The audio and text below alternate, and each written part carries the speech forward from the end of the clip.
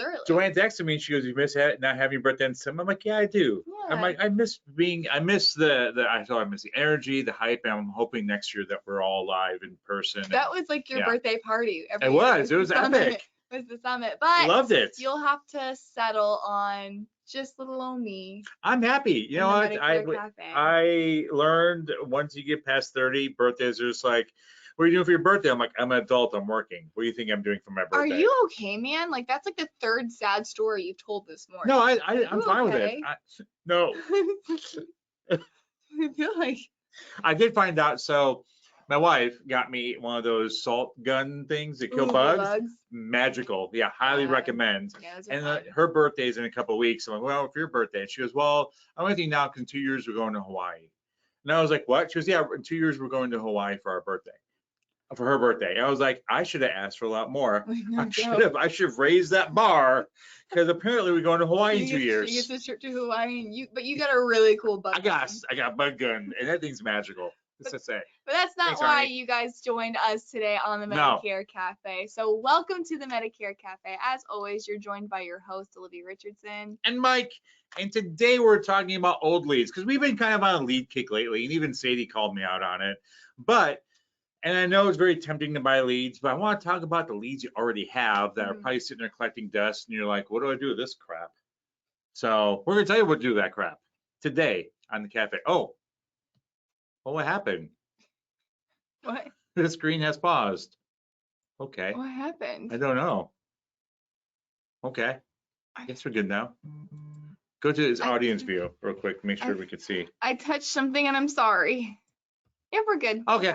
Our computer freaked out. So, all right. So one thing about leads is, I know a lot of agents, they'll get leads, they work them, call them twice, and then they shove them in on the side and then keep on buying more leads. And if the average, I started thinking, like, the average lead cost is, let's say, $20 from the cheap leads to exclusive leads and such. For every 100 leads you have is $2,000. So what are you doing with those thousands of dollars you probably have sitting around that's just doing nothing that everyone else in the world's marketing to? So again, I know everybody gets sick and tired of me saying this, but how are you defining a lead? That's just, basically, in this case, it's anyone in your database that doesn't have a policy. Because today we're focusing on your database. So people that either leads you purchase, people you talk to, anyone in your pipeline that doesn't have an active policy with you. So under this, guys, what you're talking about is anybody, and it's just a kind of preamble, because again, today I failed. I did not look at the slides ahead of time. So what you're saying is every single time that you get a lead in, that goes into your CRM, whether you sell it, whether you ignore it, whether they tell you to go fly a kite and never want to talk to you again, every single lead makes into your CRM. I was taught that's how you do it. And that's why you have a CRM, so you could have different categories.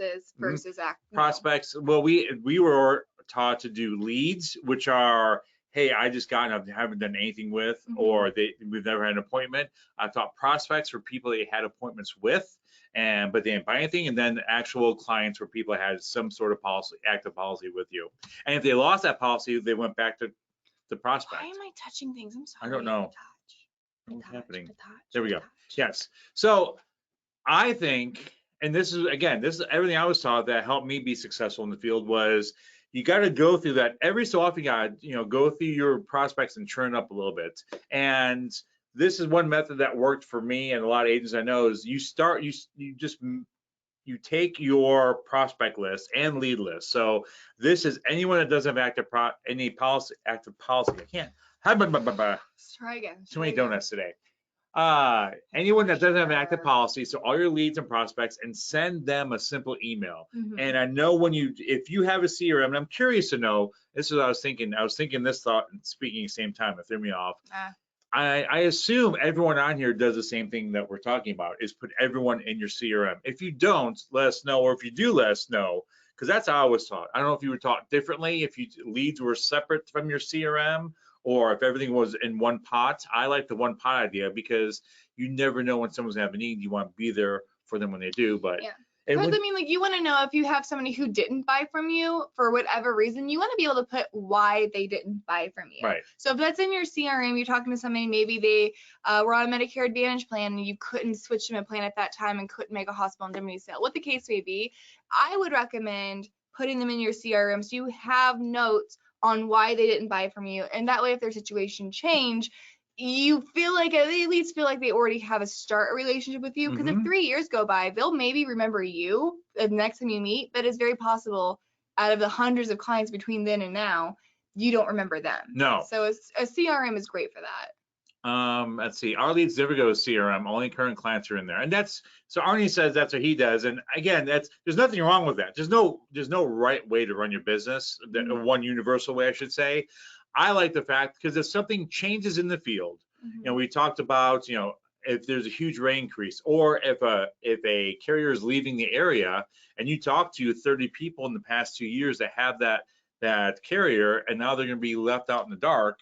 It's nice to be able to go into your CRM and pull those people out and say, oh, I heard that ABC carrier is no longer servicing, Boone County. I'd love to help you find a new policy. I think what we're trying to accomplish here through today's conversation is you need to find actual value in those what I would consider aged leads. Yes. Because there is a value to that. And so whenever you're not putting your leads, your unsuccessful sales, when you're not putting them into your CRM, essentially what you're doing is putting them into file X, aka the trash can.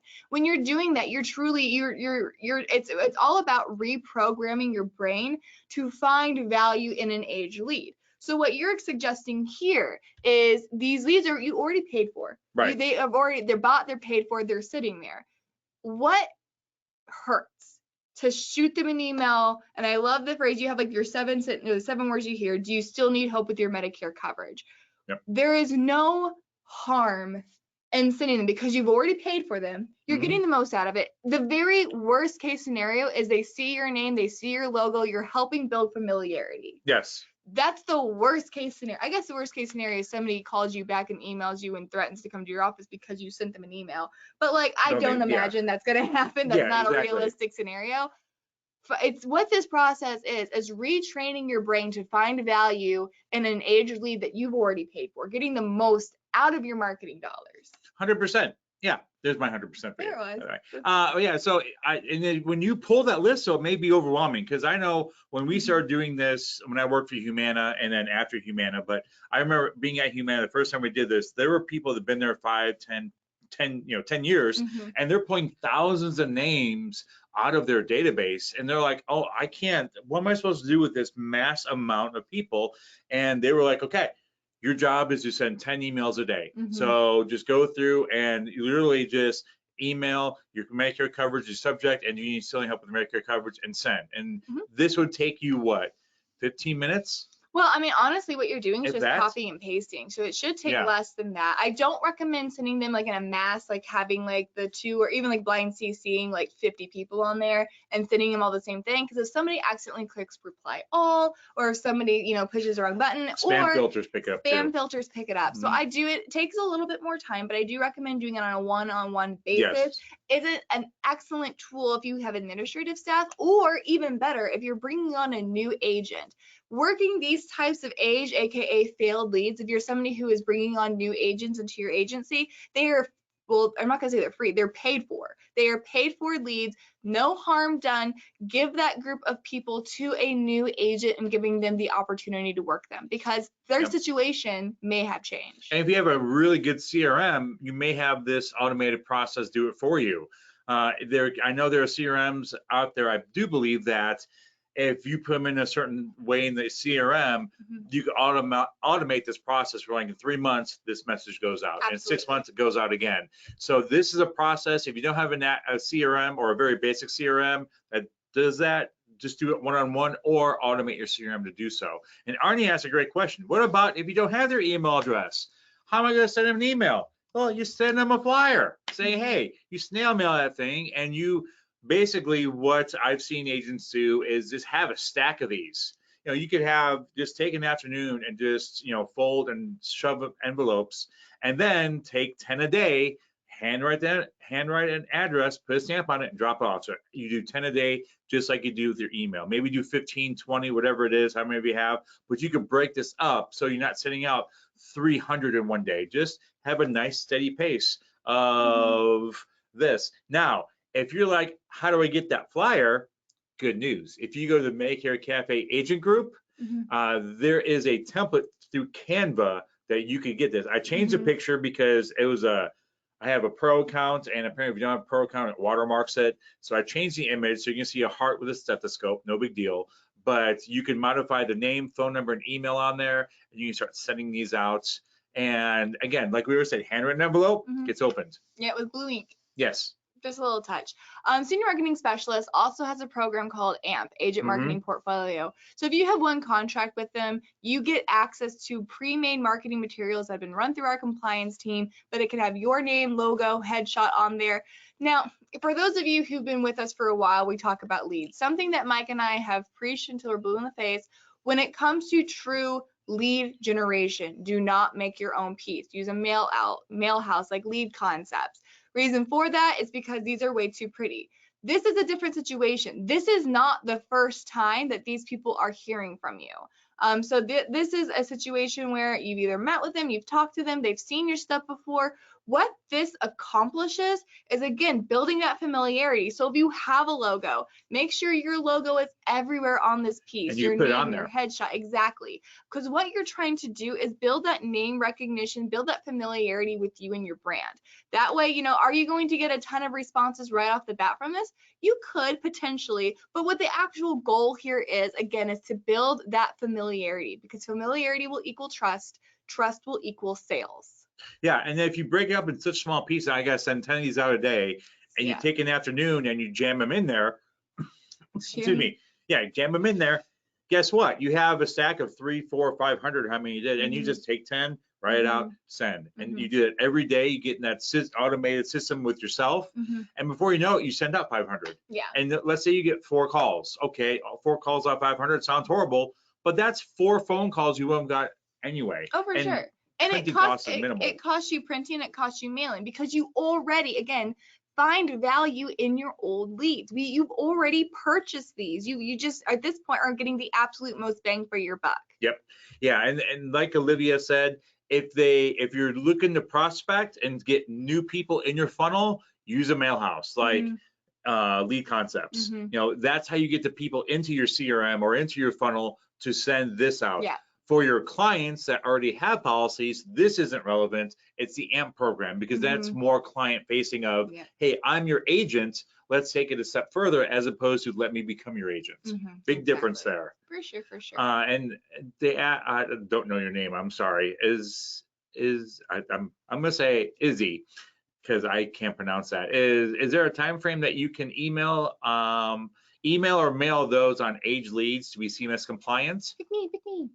So, lady in the front. That's me. So reminder, when you're talking about compliance in regards to CMS, you're only going to be, and really all that regards to is Medicare Advantage and prescription drug plans. So whenever you're doing a general Medicare flyer or a general turning 65 flyer, compliance has nothing to do with that, because you're not targeting the sales of Medicare Advantage and prescription drug plans. So reminder, CMS compliance only applies to Part C and Part D of Medicare. So not necessarily concerned on that regards. But because of this, obviously you can talk, or this can lead into a Medicare Advantage sale, as long as all goes about the intentions. Your intention for a flyer like this or a general lead card isn't to make a Medicare Advantage sale. Your intentions on that is to talk to somebody about Medicare options. If Medicare Advantage and they want to talk about Medicare Advantage specific plans, that's completely all right at the time of the appointment. Collect a scope of appointment and proceed from there. Yep, and don't forget, this flyer is available if you go to the Medicare Cafe agent group. I've already posted the link to it, and it's a template through Canva. And Canva is pretty much an online graphic design program, super simple to use. You will have to have a Canva account, which is free. You just create your account, You open you open this up, and you can modify it to your heart's content. You change the name, email, phone number. You put your logo on there. You can change the verbiage. Again, it's up to you to keep it compliant, because this is a template we're sending you. It has no CMS or compliance authorizations behind it. But again, it's pretty simple to use there. Alan asked, have we used or do we use X dates data? Do you say data or data? Data. I say data, or it'd be data. Anyway, well, I'm not as fancy as you. Do you use X dates databases? Would love to. Is that a CRM? Is that a lead company? Is that a list? Yeah. I've not heard of it, so no, I don't use it. But be interested. By default. But if that's, be interested to hear if Alan, if you do, if you know anybody else who does, what is it, and B, their experience with it. But Chris mentioned as well that so many Medicare Advantage agents struggle with this concept of compliance.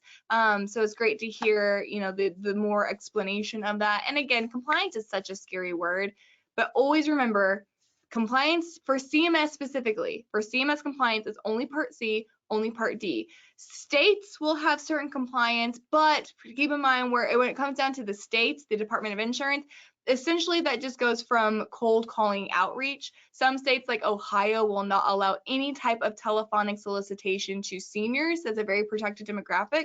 And then other states like Louisiana, some southern states have shut down telephonic outreach to prospects during times of crisis, like hurricanes and things like that. So you just have to be aware of that. But CMS regulations, CMS compliance only pertains to Part C and Part D. Yeah, and it's almost like when you're scrolling through Facebook, which I know we all do.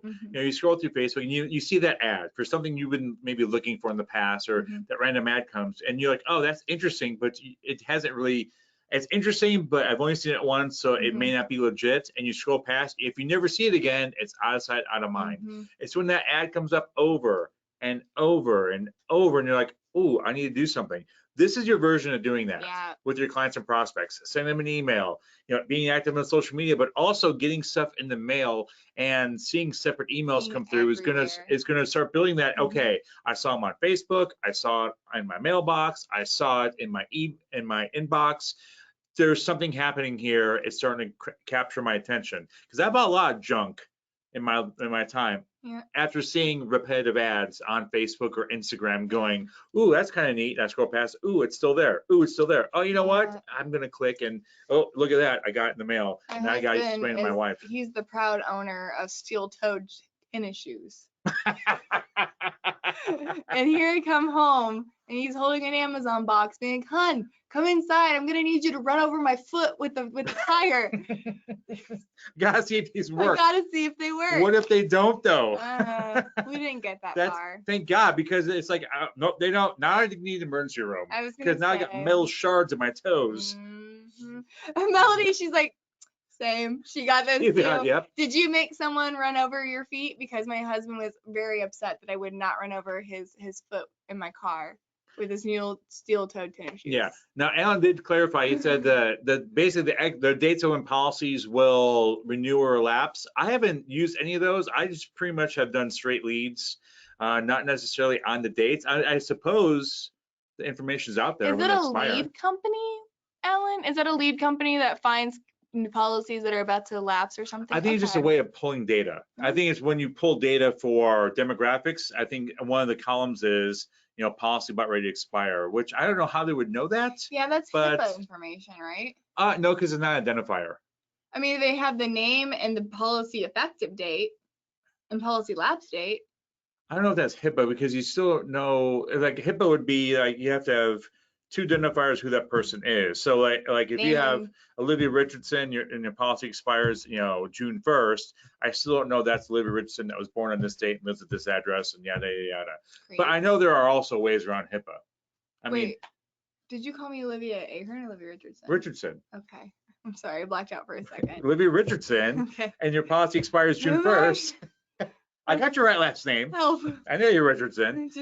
So this is, again, why it's vital to have a CRM, and this is also why it's vital to put everything in there. And this is part of my saving grace in the field was, you spend all this time and money working leads that don't turn into clients. Well, that doesn't mean that process is over. Mm-hmm. They have to still hear from you. It's like McDonald's commercials. You know, McDonald's didn't become the #1 fast food chain by running one TV commercial 50 years ago. It's a constant reminder of that they exist. Mm-hmm. And we all know no one's like, my favorite burger is McDonald's burger, but it's quick, it's easy, it's cheap. And you know what? Where's your mom? Nice. So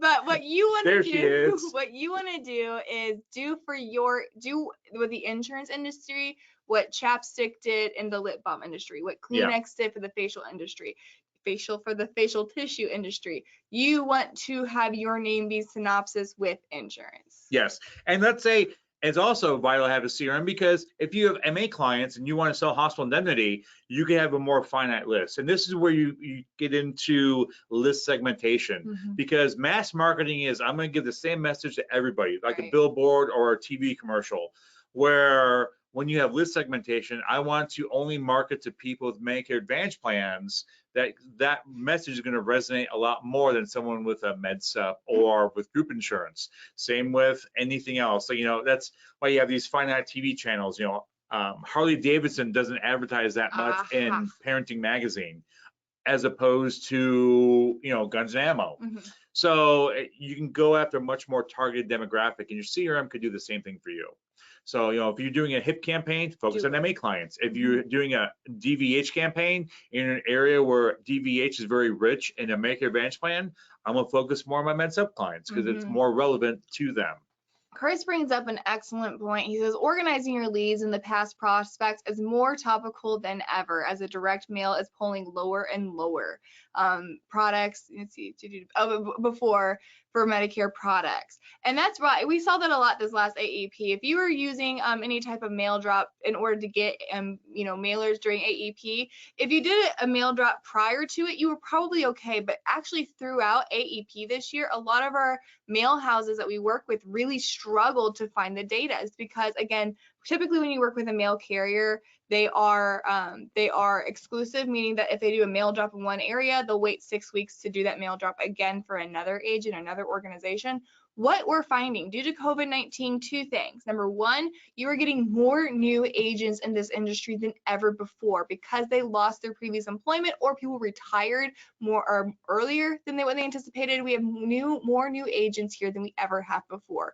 But number two, and probably even more impactful, is that call centers have absolutely started to direct their efforts towards the Medicare industry because it is thriving and booming compared to other industries and other insurances.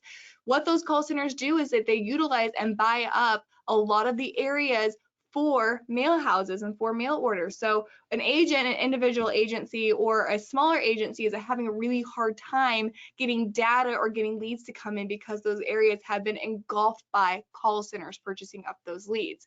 So just to, again, a long explanation to what Chris is saying, it's harder and harder and harder to get access to these leads. So making sure, again, 100% finding value in your aged leads and utilizing them to get the absolute most bang for your buck. Yeah, and don't forget call centers too. We always think call centers make outbound calls. They're buying up landing pages for, you know, online lead capture. They're also doing direct mail, like Olivia said, because they're finding that especially the people turning 65 or newer to 65, they're in the same boat as us. We get a call, we don't recognize the number. Yeah, we're gonna end that because I know voicemail will go. If they don't leave a message, I know it was probably someone trying to tell me I want to cruise. All it needs is my credit card information and my social security number and my ATM pin. My extended warranty is running out. Yes, which are from my favorite videos. Terry, HIP stands for Hospital Indemnity Plans. Yeah. Also a great lead source as well. Yeah, so I would say if you are struggling for leads, you're like, you know what, I don't want to spend any more money on leads. I've got all this money tied up and all these prospects and leads over here. Nurture them. There's nothing wrong with sending them a letter, sending them an email, you know, pet them like a kitty. Well, not the human, the lead. Yeah. Please don't pet your clients. Yeah, that's weird. But pull your prospects. If they have email addresses, start sending emails. If they have addresses, send them a flyer or send them a reminder piece or whatever you want to send them, but still stay active in that sales cycle. They're still in your pipeline. They still need to be nurtured. And if you like either email address and their home address, Do both. Mhm. I have never thought, well, that person just emailed me 6 days ago. Now they're sending me a letter. They won't remember you emailed them, Yeah. probably, because their inbox is probably crazy. The also other thing I want to remind is make sure these are individual emails, like Olivia said, because if you do a blind carbon copy and try and put 20 people in there, a lot of times spam filters go up and they'll never see the email. Yep. So I know it's only 10 emails a day, but you know what? If you get an extra 5 sales a year from doing that for an extra couple minutes a day, that's paid for itself. Oh, for sure. And dividends. Yes. So last week on the Medicare Cafe Live, we talked about should you hire another agent and the pros and cons of that. This week we're talking about hiring an admin and what that looks like and should you have one or not. So that's 9 o'clock on the Medicare Cafe Facebook page this Friday. Yep. So to make sure you join access us. that, just go to your internet machine. Click facebook.com. Once you're there, click Medicare Cafe, and it'll be an agent page. Click on that, and then you'll see Mike's beautiful face at 9 a.m. Central Standard Time. Yeah, but I would say, and going back to Arnie too, I think if you have a CRM with all this power behind it, utilize it. Put all your leads, put all your prospects, organize everything. Because I'll share the story again. I share it all the time, but it's one of the light bulb moments where I really need to utilize my CRM is when the Ford plant switched to we're going to give you insurance to give you a snippet or a stipend for your insurance. And I was able to go to my CRM, type in Ford, and so all these people that I talked to that worked for the Ford plant, retired from there, I was able to work down that list and help a bunch of people and be proactive about it. So if you could be proactive with your clients, with your prospects, they're gonna be like, oh my gosh, this person keeps a tab on me. Am I even their client? They're just gonna be blown away by that. So definitely utilize your CM to its maximum effect. I know it's a lot of work, but that's what we do. We work. For lack of a better term, it's crap in, crap out. It's a reflection. A CRM is a reflection of the information you put into it. So if you're not happy with how your CRM is utilized, again, Mike and I have done hours of how to use a CRM, what CRMs we recommend, things like that. We're more than happy to answer those questions, but it is for sure a huge aspect. And this is a great moment where an admin can come in, and if you have paper files or you're kind of disorganized, have them come in and say, hey, I need everyone in this thing over here, please organize. Yeah. And even if you're not hiring them full time, just paying them as a 1099 employee where you just no taxes come out, you just pay them and then you just write off at the end of the year. Talk to your accountant before you do that, but that's a great job for somebody. You know, I see a lot of agents that have a part-time person and the stereotypical stay-at-home mom that, you know, has 4 hours to kill, you know, a couple days a week. It's a great task for her or him, a stay-at-home dad. Not trying to be sexist there. Thank you. Sorry. Thanks for the correction. You're welcome.